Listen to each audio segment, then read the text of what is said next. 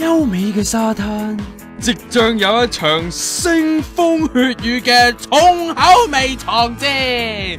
阿馬明、狼琴、黑絲兒激戰2場5交後，好地地把酒當歌，變咗講優點加調情，仲要灌人飲酒添。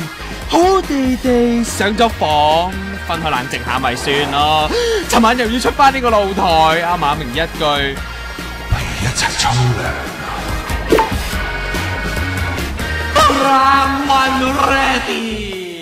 一嚟馬明極主動，使出狼琴，成功將黑絲兒制服。不過中場休息，黑絲兒都話只此一次，馬明就竟然話唔計呢次。阿馬明再嚟使出霸王硬上嘴，再刺激到黑絲兒，嘴到頸紋都出埋添啊！哎呀，事後馬明仲要問人自己得唔得啊？